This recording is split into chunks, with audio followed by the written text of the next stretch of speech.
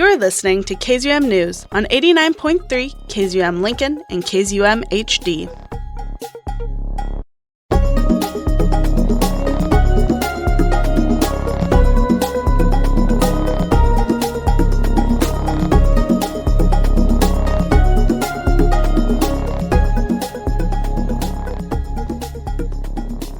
Good afternoon and welcome to today's edition of KZUM News, an hour dedicated to learning more about what is going on in Lincoln and the surrounding areas. I am the news director and your host, Amantha Dickman. And thank you for tuning in to today's episode of KZUM News. As many of you know, we have opened up our internship program, went through the entire interview process over the last couple of weeks, and we are now welcoming 3 brand new interns to KZUM. So here with me today to introduce herself is our brand new news intern, Rebecca. Go ahead, tell us a little bit about yourself.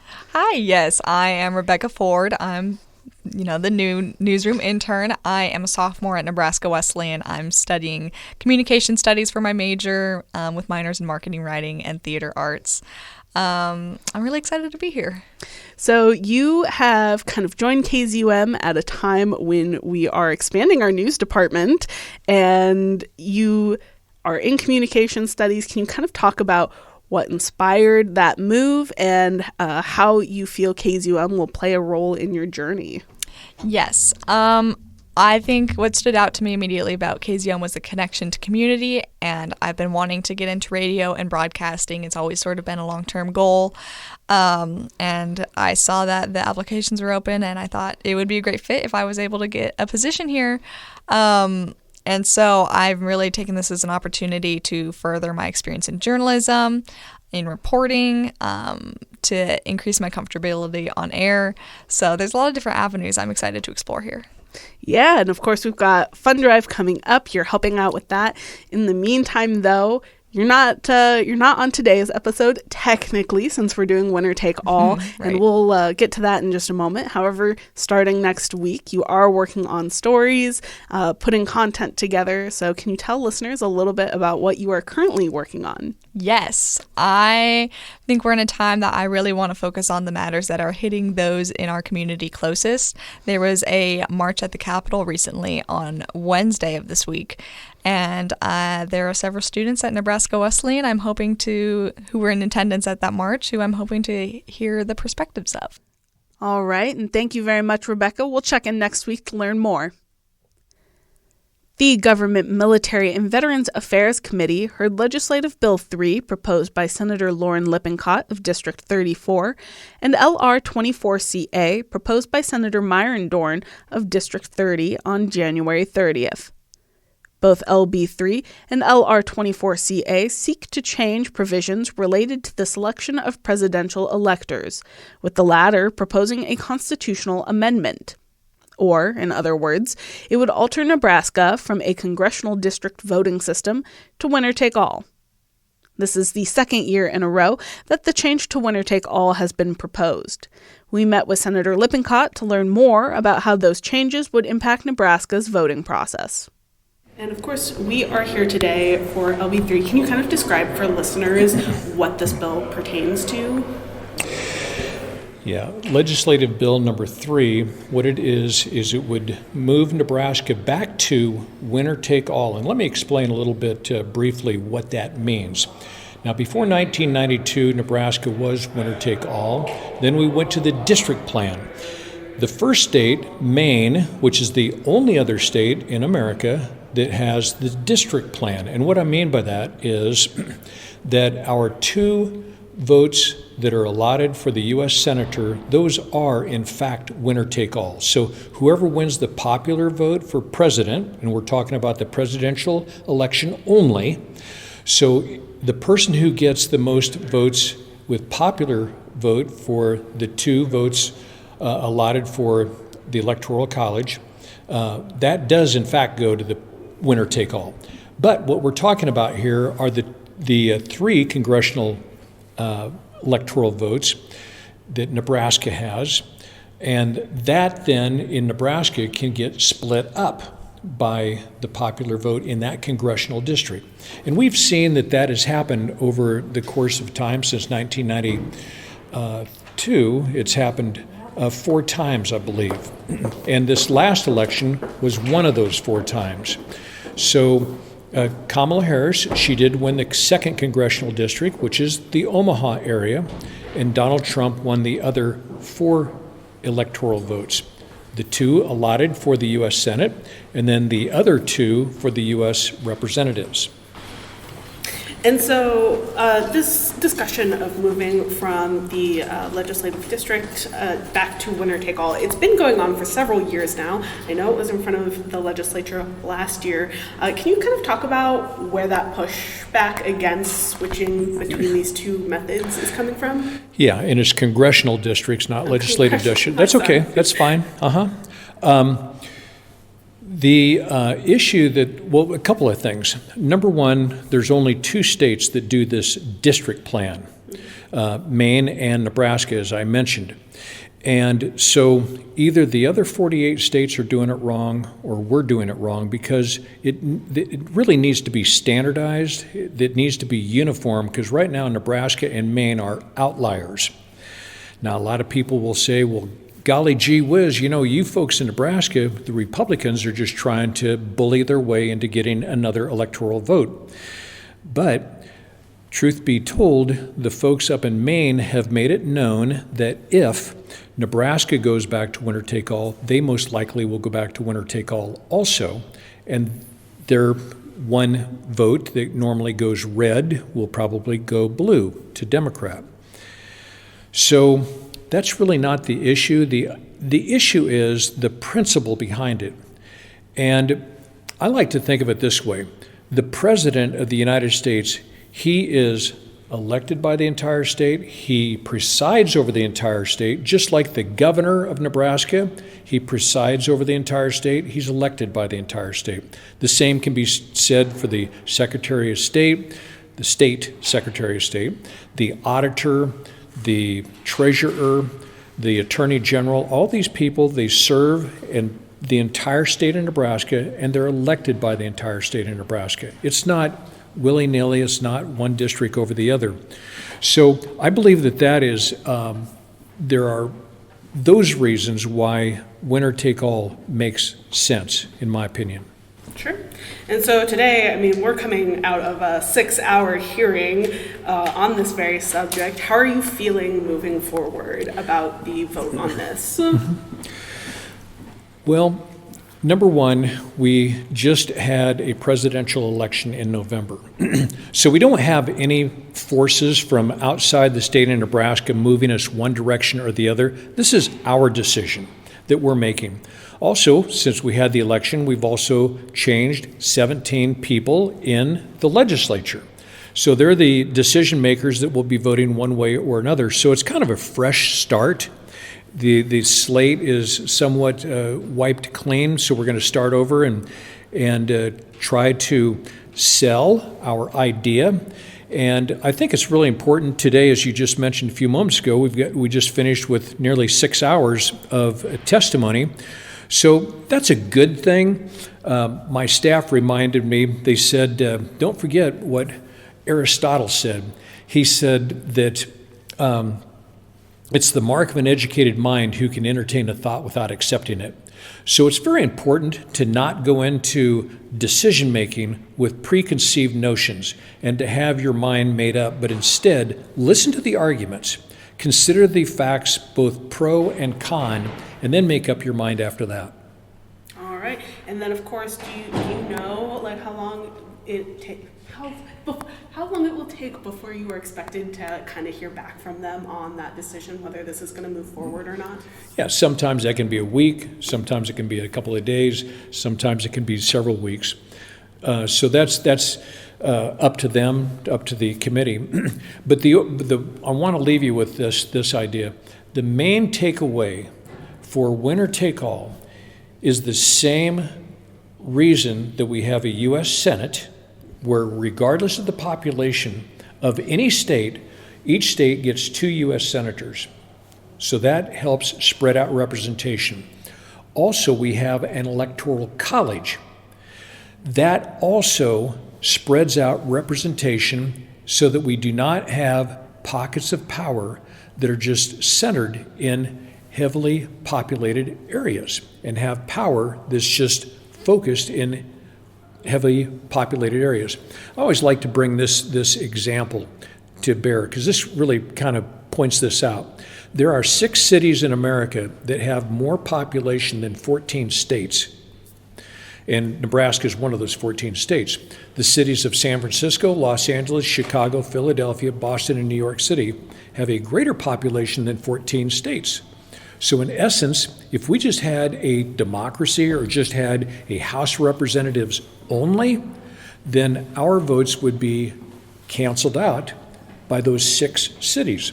Or you could look at it another way, and that is the city of New York has a population of 8.2 million people. So they have a higher population than 39 individual states, including Nebraska. So that's why we do not have a democracy. We have a constitutional republic, which spreads out representation throughout the fruited plain. And that's why rural states like Nebraska, the winner take all, it makes sense for Nebraska to go in one accord when we have a presidential election, and whoever wins the popular vote, they receive all the electoral votes. All right. And of course, is there anything you would like listeners to know as we wait for that decision to come from the committee about this subject that you haven't already covered? Well, there's lots of things to cover. Some people also say, well, for those of us in the 2nd Congressional District, Omaha, if you take away the district plan, you are disenfranchising us, our votes. And I hear that loud and clear. But then you have to remember we're part of the United States. We're one of 50. So take that same argument, and then what you could say is the folks out in California or in New York, they have a lot of constituents out there that they voted one way, but their entire state electoral votes go a separate way. For instance, in California, they have 9 congressional districts that they actually voted for Trump, and that equates to millions of people. So if you're saying the Omaha voters would be disenfranchised, you'd have to say the same would be true for California, the same would be true for the 7 congressional districts in the state of New York. They would be disenfranchised only. The takeaway point here is that we need to have uniformity. Everybody needs to do it the same way. And the way we've been doing it actually has been working. We're approaching 250 years with this constitutional republic that we have, with the Constitution that we have. And the average constitution worldwide for all nations is 17 years. So apparently we have been doing things right here in America. All right. And I don't have any other questions for you, but thank you again for taking some time to talk to me and our listeners about LB3. You're very welcome. Thank you so kindly. After introduction of Legislative Bill 3, the Government, Military, and Veterans Affairs Committee allowed committee members to pose questions to Senator Lippincott about his intentions behind the proposed winner-take-all bill. Be happy to entertain any questions. Thank you, Senator Lippincott. Let me check to the committee. Senator Kavanaugh. Thank you, Madam Chair. Senator Lippincott, thanks for being here, and thanks to everybody else for being here. I've got a lot of questions, so if other people want to jump in, that's fair. I guess my first question is, you understand land doesn't vote, right? Correct. That people vote? Yes. And that people are the ones represented in government? And that's why we have congressional districts, and why the Supreme Court has previously held that districts have to have an equal number of people. You understand all that? May I address that? The question is directed at you. Yeah. This is kind of interesting. I didn't realize a lot of these things. A U.S. representative represents approximately 700,000 people, and the number of U.S. representatives was fixed in the 1930s, and it hasn't changed. When your dad was serving, there was X number of people in his congressional district, and that number probably has changed in the 2nd congressional district as the population of America has changed. So you're correct, land does not vote, people vote, that's true. But as the numbers change, we have, what is it? We have 535 senators and representatives. So take 100 off that, we got 435 representatives. That number is fixed right now. So, for instance, in Nebraska, it's right around 700,000 people, which is the norm. Now, Montana, their one U.S. representative represents just a smidgen over 1 million people. That's a lot. And in Rhode Island, they have 2 U.S. representatives, and they represent approximately, it's right around 500,000 people. So they represent the least, Montana is the most, so there is a bit of a sliding rule there. Right. The standard is, not to digress, but the standard is every state gets at least one, which is why Wyoming has a much smaller number. Correct. And Montana actually picked one up in the last redistricting, so they have 2 now. They're back up to 2. Okay. But there is a minimum that every state gets a representation. I guess just one of my fundamental problems with your jumping off point here is that we should be purposefully diluting the voice of people because they live in a populated area. That's, right? Is that the premise of your argument? That we shouldn't be packing power in population, right? So I guess my question, why should we dilute the vote of individuals in the interest of geography and land? Nope. That's because there's a balance. There's a balance between the U.S. Senate, which is geographic in nature, and the U.S. House of Representatives. And don't you think the district plan strikes that balance by having district electors and then statewide electors? No, sir, I do not. I'll give you a for instance.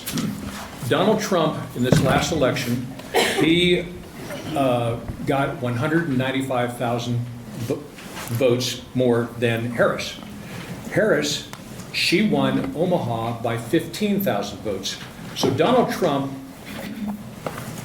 Harris was 1/13 of what Donald Trump got. Okay, so that is 7% of the popular vote, whereas she received 20th of the electoral votes because she got 1 out of 5. Okay. So my point here, sir, is that there is a balance, and I hear what you're saying, but the founding fathers, they said we need to take the U.S. Senate, which spreads it out, because knowing that the population with the House is going to, in fact, represent highly populated areas. I mean, take, for instance, our legislature here in Nebraska. There's 14 state senators from Omaha. There's 9 from Lincoln, or Lancaster County. There's 5 from Sarpy. So 9 plus 5 is 14. 14 and 14 is 28. That's 57% of our Nebraska legislature is Lincoln and Omaha. Right, that's where 57% of people live as well, right? That is correct, yes. Okay. So I'm glad you brought up the percentage vote, because the governor put that in his press release, and I was very curious about this. So you just said, I think you said 7%. The governor's press release said 8% of people voted for Kamala Harris. Correct. And you're saying that 8% should not merit 20% of the electors, right? So do you think 29% of the people should be able to decide 100% of the electors? Let me take your argument and go even further. The state of California had 9 congressional districts Well, that voted. I'd like you to answer my question. I'm addressing your principle that you're trying to promote. Okay, should 29% of the people get to decide 100% of the electors? Say it again. Should 29% of the people get to decide 100% of the electors? With the last election, Donald Trump won the state of Nebraska as a whole overwhelmingly. And if I might just follow on to that, the president presides over the entire state, just as the Secretary of State is elected by all the people in Nebraska, presides over all the people in Nebraska. Same is true for the governor, the auditor, the attorney general. So shouldn't the president be elected by all of the people since he presides over all of the people? Okay, so my question is, should 29% of the people get to decide all of the electors? No. Okay. President Trump got 29% of the vote under your math, whereas Kamala Harris got 8% of the people. She got 29% of the popular vote. She got 12% statewide of the voters. She got a majority of the vote in the 2nd Congressional District. Donald Trump got 44% of the voters, 29% of the people. When you say Kamala Harris got 7% of the people and choosing 20% electors, you're saying she got 7% of all Nebraskans. Yeah. So what I'm saying to you is, one, your math is questionable. More than. I said she got more than. Well, even if you grant the governor's math at 8%. And Say what I again. guess I'm trying to say is, you inherently right here, you're trying to diminish the value of the votes of those people. That's why you're saying that they're only 8% when they really are. And then you just said President Trump got a majority of the vote in the state, which is, he got the plurality, not the majority. He got 44% of those casting ballots. So when you say 8%, we'll say, use the governor's number, 8% of people voted for 20% of the electors. That is not a fair comparison or accurate representation of the values of those people, right? That those people voted and they got a majority of the ballots cast in the election that they voted in, right? Is that right? Continue. Well, no, I'm asking, that was a question. The people in the 2nd Congressional District, Kamala Harris got a majority of the votes in the 2nd She Congressional. did, by 15,000 votes. Right. Correct. Okay. If anybody else has a question. Yeah. I wanted to remind the- Senator Lippincott, I wanted to remind everyone, and they're very attentive, that we are here to listen to the public that are here to speak. The two of you will have time to debate on the floor, and so in respect to those that are here, if we could continue the debate on the floor if it gets out of committee, if that is okay. I think we might have other questions from the committee. What? I have more questions. I'll let Senator Anderson. You had a long question. Senator I Anderson. have 11. Thank you, Madam Chairwoman. Senator Lippincott, I understand doing some Googling that Maine in 2024 is beginning their migration from a district allocation to winner take all. That means Nebraska will be the only one that does the district allocation of electoral college votes. Are you aware of any state that's moving from winner take all to the district method? Any of the other 48 states in the union? No, I am not. And that's a great question. As a matter of fact, just this past year, I was at a function in Washington, D.C., one down in Texas, and I did talk with some state legislators that were from the state of Maine. And they said that, and they were Republicans, and they said that if Nebraska moves back to winner take all, most likely they in Maine will be winner take all. So a lot of people will say, well, this is a move of the Republican Party to bully their way into getting another electoral vote. I hear that. But most likely, if we went to winner take all, Maine most likely would go back to winner take all. So it would be a wash. So it's not a bullying thing. This is based on principle. And if I may just follow up very briefly on what Senator Kavanaugh said just a few moments ago, and that is this. It's the whole idea of disenfranchising, because we hear that. I hear you loud and clear. And that's not invalid. That's a valid point, a valid concern. But if that's true, the same principle then should be applied to California and their 9 votes that would have gone to Trump but did not. And that figures out to be around 6 million people or so. So are those people disenfranchised? Or the people in New York State? Or the people that are in New York State with their 7 electoral votes? Are they disenfranchised? So that is a question. And again, if everybody went to the district plan like what we have, it wouldn't necessarily favor the Democrats or the Republicans. So it's kind of a wash. Senator Kavanaugh. Thank you, Chairman. I'm not going to apologize for asking questions. I think this is an important topic. There's a lot of people here, and a number of them are my constituents who don't want their voice silenced. So the reason I went on the numbers is your entire introduction was a lot of false equivalencies.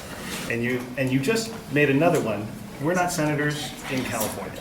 Don't have the opportunity to change California.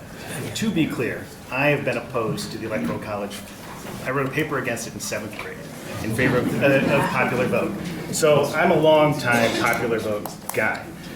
So the question, and I'm glad you cleared up the part about Maine, because yes, Maine was in response to us, but I wanted to go back to when you said, if we don't go to winner-take-all, there's the threat of gerrymandering to basically make a second congressional district that would be winnable by a Republican. Doesn't that kind of tell the story here that this is about trying to create an electoral system where only one party can win, or the outcome that is desired by those that have the most power can get more power? No, Okay, why not? that's just all hearsay, which, as you well know, in a court of law, it doesn't go anywhere. But you said it. You're the one who said people are saying that. And you've said it as a reason why I should vote to go to winner take all. Well, you know that gerrymandering is a consideration in all of this. Okay. So why should we make a decision to take away the representative vote of the people, specifically my constituents, because some other people are upset about how the election went? There needs to be uniformity and standardization in how elections are done. That's why, why is it that nobody else has jumped on board with coming on to the district plan? If it's such a great idea, how come they're not doing it in Illinois? And we are part of the United States.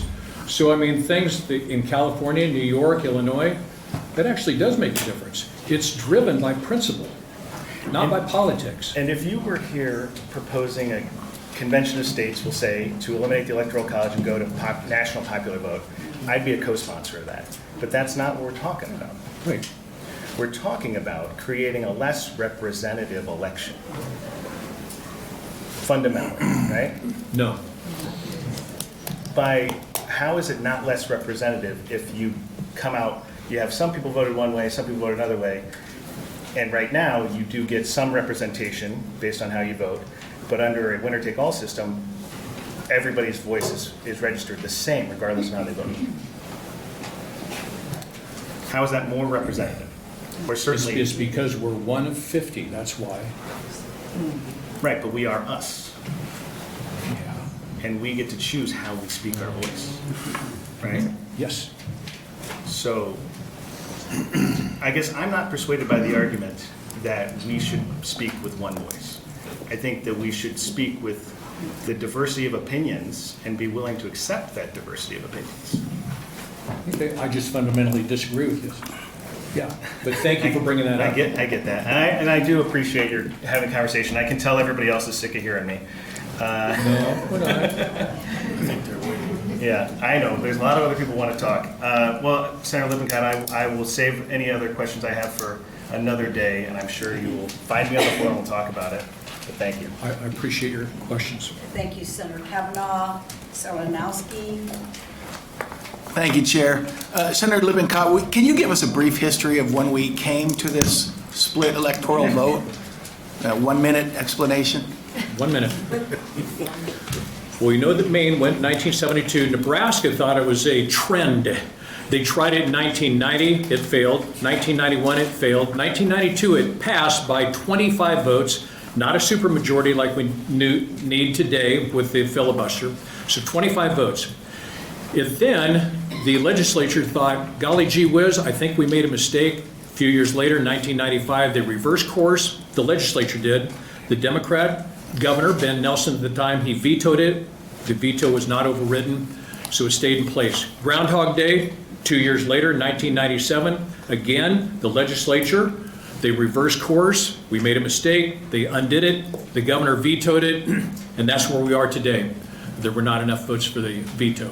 So all in all, there's been an attempt to reverse the district plan 11 different times, and that's where we are today. Thank you. 60 seconds. Thank you, Senator Lanowski. Are there any other questions from the committee? I see none. Thank you. Senator Hunt. I'll just put one more thought out there for you to think about, and you can certainly respond to it. I want to ask again, and hopefully receive an explicit answer. How is it more representative government for 29% of the people to choose 100% of the electors? Well, it's a repeat of what Senator Kavanaugh said. Again, everybody needs to play by the same rules. We are 150. Everyone in the United States, you're saying? Yes. Okay. Yeah. Okay. Why would we stop at election law? Why don't we say, the electric vehicle credits that you can get in California, we should get that here too, because we should have one voice and we should have one, nation under God with the same laws. Why not recognize that as a state we have the authority to decide how we're going to do our elections, and that perhaps could it be that our system is even superior? And could it be that the reason that states like California and New York and Illinois don't go to a system like ours is because they would lose power? And the reason that you and others want to go to this system is because you will gain power. So I think it would be okay to explicitly admit that it is about power. Well, first off, I thank you for that question, same one that he had just a few moments ago. Okay. And again, we do have that ability, that option, because that's why we have the district plan right now. So, if it's such a great idea, why aren't any of the other states following? Because they would lose power. It's the same reason they don't have a unicameral, for example. They don't want to vote themselves out of a job. They don't want to take a vote to remove their power. Does that make sense to you? You look confused. Yeah, sure. Okay. Yeah, and I hear you loud and clear, and that's, it's a great question. I disagree with it. Okay, thank you. Yep, you're welcome. Thank you, Senator Hunt. We're going to take our mid-hour break, and when we come back, we will hear from some of the testifiers to learn more about the arguments for and against the winner-take-all system. Don't go anywhere, and we will be right back.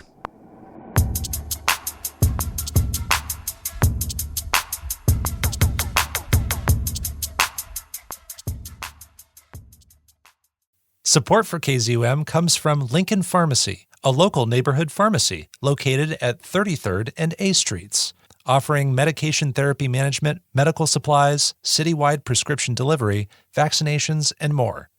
Open Monday through Friday from 8:30 a.m. to 6 p.m. and Saturdays from 10 a.m. to 4 p.m. More information at lincoln-rx.com.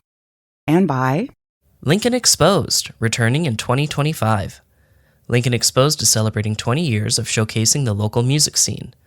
Starting Wednesday, February 12th through Saturday the 15th, 5 downtown venues will host more than 100 local performers.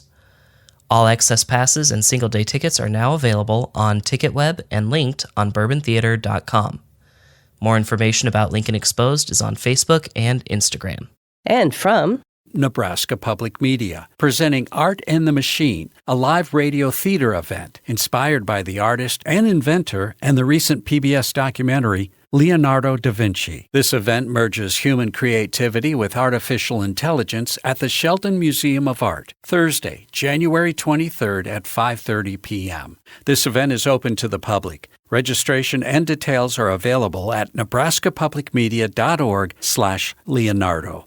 Your Malone Community Center continues to be a cornerstone of cultural, educational, and social programming. The center is home to an out-of-school program. The lead agency for 2 community learning centers hosts a weekly food distribution service along with other programs. For more information on the Malone Community Center, please contact our office at 402-474-1110 or go to our website www.malonecenter.org. Celebrating the heritage of service since 1955, Your Malone Community Center.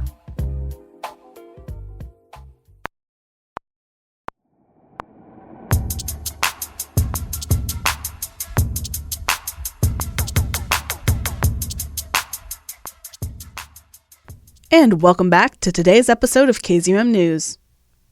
The Government, Military, and Veterans Affairs Committee heard Legislative Bill 3, proposed by Senator Lauren Lippincott of District 34, and LR 24CA, proposed by Senator Myron Dorn of District 30, on January 30th. Both LB3 and LR 24CA seek to change provisions related to selection of the presidential electors, with the latter proposing a constitutional amendment. Or, in other words, it would alter Nebraska from a congressional district voting system to winner-take-all. During Thursday's hearing, folks showed up in numbers to testify in favor or against LB3 and LR 24CA. For the opponents of the bill, which outnumbered the proponents present in the room, a number of concerns were highlighted. For Preston Love Jr., voter disenfranchisement and voter suppression are some of his concerns. Welcome to the government. Thank you. I want you to know my name is Preston Love Jr. and that I wrote a wonderful testimony for this hearing. And it was written as a statesman. I take it back. If you could please spell your name. Prestonlove. I take it back. I'm not going to try to be a statesman because I've listened to the commentary and I'm going to have to just be real on my reactions. And I put my statement in the wastebasket and I give you my reaction to the dialogue. And it's not, I'm embarrassed that I no longer can be a statesman for at least the rest of the day. Number one, I just want to say that I am amazed about some of the facts are facts, conclusions. I disagree with most of the conclusions from the facts. I don't have the time to be able to deal with each one. I want to say that. Secondly, I don't think it's fair to bring Maine in and their methodology and their purpose. Third party has nothing to do with the Nebraska scenario. It's irrelevant. Also, I highly disagree, and I must see the numbers, but I know that in Congressional District 2 in Omaha, we had a tremendous economic impact during the Blue Dot. We had people, money all over the place. People got jobs, knocking on doors. The idea that there is no economic impact is not true.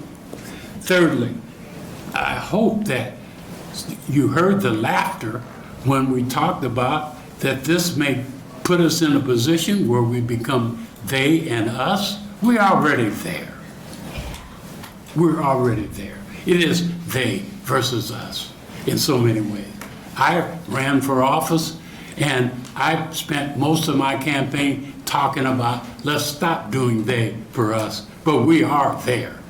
And we are a partisan legislature. We are Republicans and Democrats, the they and the us, fighting this battle and so many others. Maybe we should, since the other states don't do it the way we do, let's get rid of the unicameral and be like the other states. No, we're not going to do that. So don't use the argument that the other states don't, the other 48 don't do it, so why should we do it? Well, that's not good thinking. We should just evaluate what this means to us. And if I don't have time, it's already yellow light start. I just want to say, listen to a segment of your community, of your state, a whole congressional district that's saying, give us a chance to let our votes count. I feel so good about the fact that when I voted, that my candidate produced an electoral vote. And collectively, I can't speak for everyone, I think everyone in Congressional District 2 feels that way. Are you just ignoring us? Let's forget about the number analysis. We're talking about good Nebraskans who are voting, and in spite of the fact that our presidential candidate did not win the state, we feel good about the voting process, and we feel good about the process. So now that it's going this way, you want to take it back. I could tell you about my grandfather and my father and the troubles that they had. I know my time is up. So I'd ask for you to, in conclusion, to just look at this in another way. You have a whole third of your state that doesn't want you to do what you do. So if you're going to just be strong theys, then you do it to us. And by the way, on the way out, you're already gerrymandering this congressional district. Thank you, Mr. Love, for your proposal. Let's see if there are any questions Yes. from the committee. Senator Kavanaugh. I'll be brief. Thank you, Chair. Mr. Love, good to see you. I would love to have a copy of your prepared remarks for my files. Yeah. I wanted, in my prepared files, I do talk about the impediments for my race to vote over the years. My grandfather was impeded. He never had a chance to vote. My father, my famous jazz father, was impeded as he tried to vote in Nebraska. But we did some good things. One of the things we did, we made voter registration easier, but we also did district elections. Do you know, other than the state senate, that in our city council, in our county commissioners, we were never able to get anybody elected around our community until we went to districts elections. That's a good thing. Maybe we should bring that up and try to take that back. I see this proposal to take back winner take all in the same category, trying to move back. But the one thing that was mentioned is the bullying. I do see this as bullying because my dear friend Pete Rickards raised the issue of winner take all right after we won the electoral vote in 2020, and so the governor, my dear friend, we both played for the University of Nebraska. We're dear friends, except for on winner take all, I want to go to box. I mean, not box, but box. But anyway, so thank you for the question. Those concerns were echoed by fellow opponents. Warren Phelps, chairman of the Republican Party in Cheyenne County, Nebraska, drove 350 miles to testify in opposition to LB3 and LR24CA on Thursday. Thank you. Hello. Welcome. Hey, thanks for having me. My name is Warren, W-A-R-R-E-N, Phelps, P-H-E-L-P-S. I live on a farm near Lorenzo, Nebraska. How many people know where that is? Not many. South of Sydney, about 12 miles way out in west in Cheyenne County. I'm chairman of the Republican Party in Cheyenne County. I'm a card-carrying member of the RNC. Lifelong Republican. I am 100% opposed to Nebraska being a winner-take-all state. Western Nebraska, the farther west you go in Nebraska, the more Republican it gets. I brought some numbers with me. There's 262,000 Republicans in the 3rd Congressional District, only 74,000 Democrats. We're the deep red sea. Everyone I've talked to in Cheyenne County, at our local county meetings, going to grocery stores, talking to people on the streets, nobody wants to be winner take all in Cheyenne County that I've talked to. As long as the 3rd District of Nebraska has that electoral vote, we have a chip in the game. I'm sure the Democrats in Omaha feel the same way. If the Republican candidate for president cannot convince 15 or 16,000 more voters in Omaha to vote for them, they don't deserve that electoral vote. If every state had this system of letting each congressional district cast their own electoral vote, it produces competition. Competition makes everybody better. It forces candidates to come up with good ideas, ideas that benefit everyone, ideas that help the whole country. I have a lot to say and I can't think of it right now, but anyway, I'm opposed to the LB3 and LR24CA.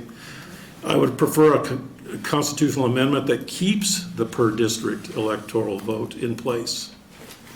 What's going to happen is Lincoln and Omaha is going to grow faster in the next 10, 20 years as rural Nebraska. There's going to be a lot more Democratic voters in the state at one time.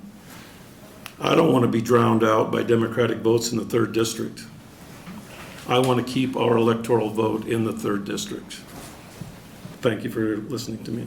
Thank you very much, and thank you for driving all the way out. 350 miles. Hold on, let's check if there are any questions from the committee. Senator Hunt.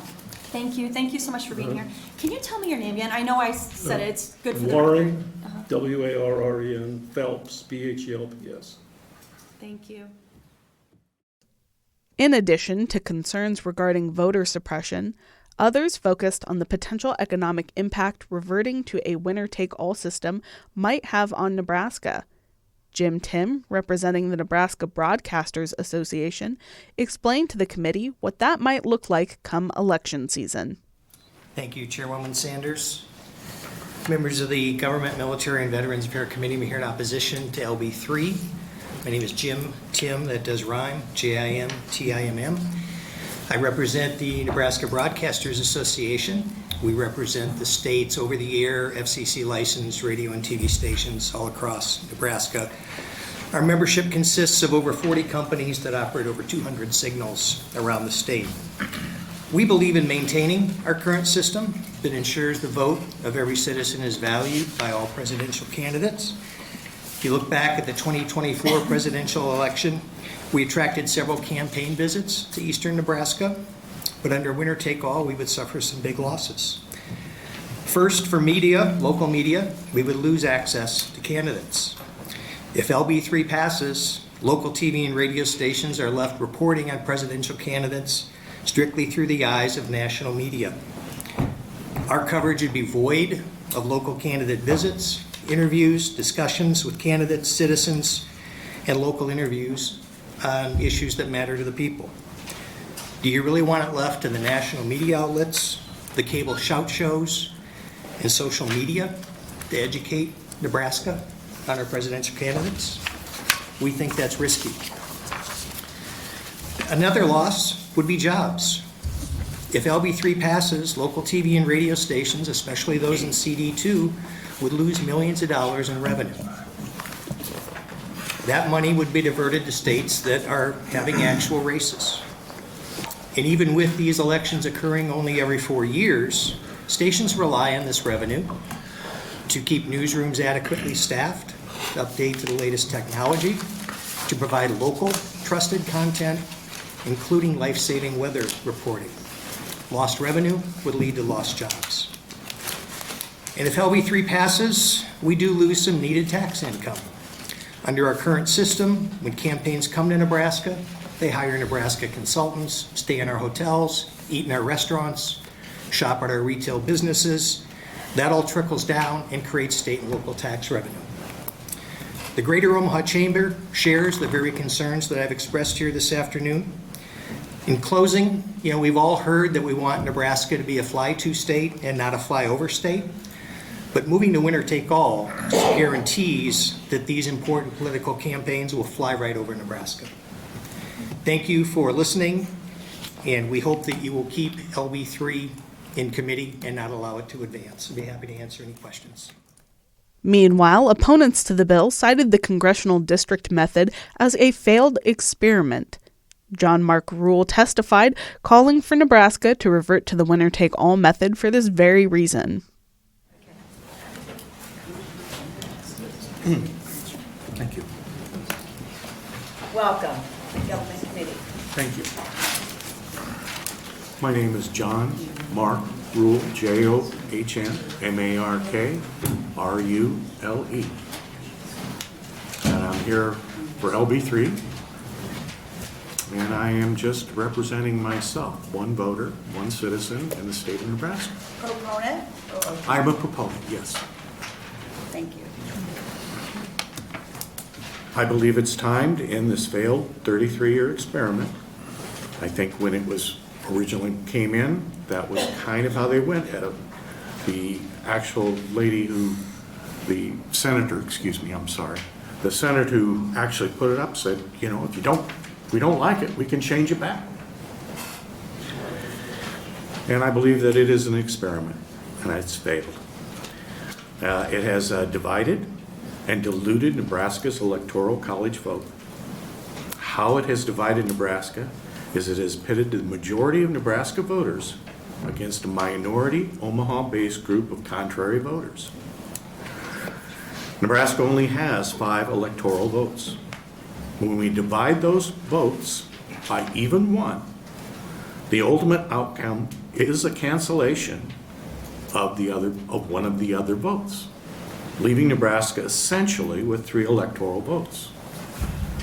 Elections are always determined by the difference between the votes. Whoever has the most wins. That's why I'm saying that there would be a cancellation. I am certain this makes Nebraska's electoral votes less significant. Let's be honest. Continuing this split of our voice is solely to satisfy a minority group's desire to defy the unity of Nebraska's popular vote.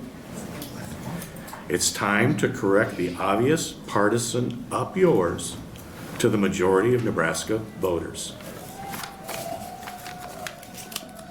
Thank you for your testimony. Representing the Republican Party and including the reading of a letter from Eric Underwood, the chairman of the Nebraska Republican Party, in his testimony, Michael Tiedemann voiced concerns regarding outside interference with Nebraska elections at the hands of outside special interests and cites the winner-take-all system as a means of eliminating this interference. Thank you, Senator Sanders. My name is Michael Tiedemann. That's Michael Tiedemann, and I'm a proponent for LB3. Main points I want to make is money. Simply put, our state has been plagued by outside donation money in excess of $50 million every presidential cycle, and to a lesser amount during the other federal years. We have allowed Nebraska to be a political pawn, not by candidates, but by outside special interests who try to impact our elections and erode our values. Furthermore, this money is not an economic windfall for Nebraska, as most dollars are spent as political outreach through TV, radio, and mailers. Even Nebraska-based lobbyists should examine the offsetting dollars that come in because of the CD2 anomaly and question whether their Nebraska dollars from their Nebraska members are neutralized, if not overwhelmed, by the excessive non-Nebraska dollars. Representation. CD2 has and will go through a redistricting. In 2031, if winner take all has not been passed, I believe Douglas County and the surrounding 5 counties will be political pawns from national entities to affect the numbers. Washington County constituents have been redistricted into all 3 congressional districts over the last several decades, so their representation at the congressional level has been constantly changing. To say this is a dot, whatever color you want to say it is, does not reflect the constant redistricting that will impact Washington, Dodge, Saunders, Sarpy, Cass, and of course Douglas County. This district was a political experiment that did not make sense in the 1990s and does not make sense in 2025 or the future. Please vote to move LB3 forward to the floor debate so a more robust conversation can occur amongst the state senators. Like all bills, LB3 needs 25 senators to pass, and if those 25 are representative of the highest vote-getting Republicans, they represent 59% of Nebraska voters.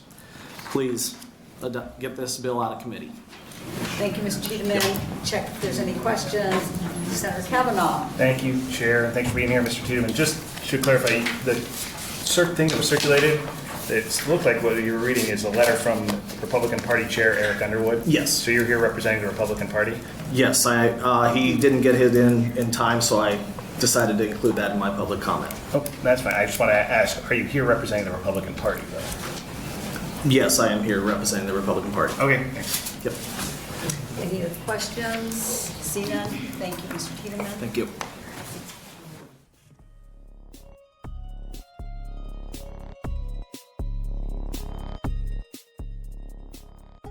We are fast approaching the end of the hour, so here are your reminders for today.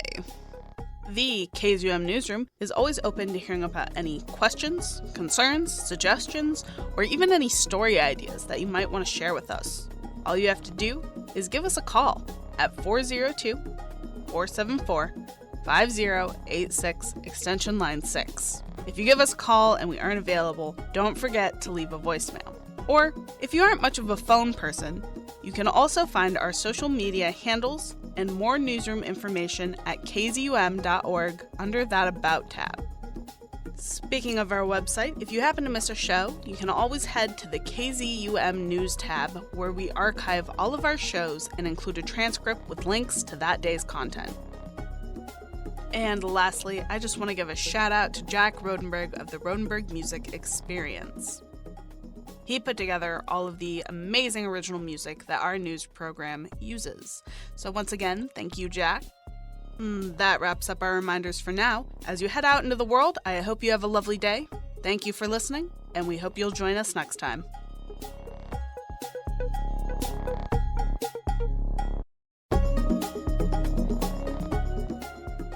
You just finished listening to KZUM News, an original production of KZUM Radio that airs every Saturday at 11 a.m. Coming up next is Beta Radio, so stay tuned.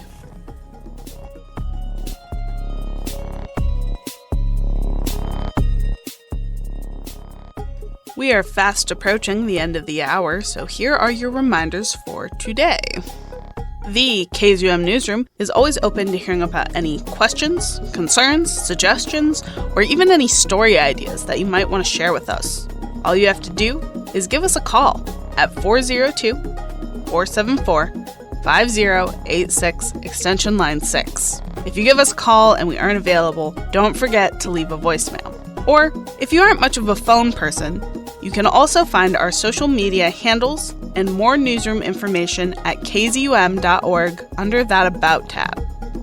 Speaking of our website, if you happen to miss a show, you can always head to the KZUM News tab, where we archive all of our shows and include a transcript with links to that day's content. And lastly, I just want to give a shout out to Jack Rodenberg of the Rodenberg Music Experience. He put together all of the amazing original music that our news program uses. So once again, thank you, Jack. That wraps up our reminders for now. As you head out into the world, I hope you have a lovely day. Thank you for listening, and we hope you'll join us next time.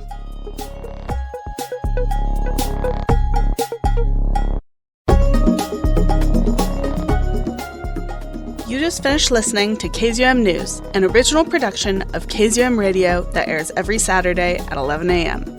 Coming up next is Beta Radio, so stay tuned.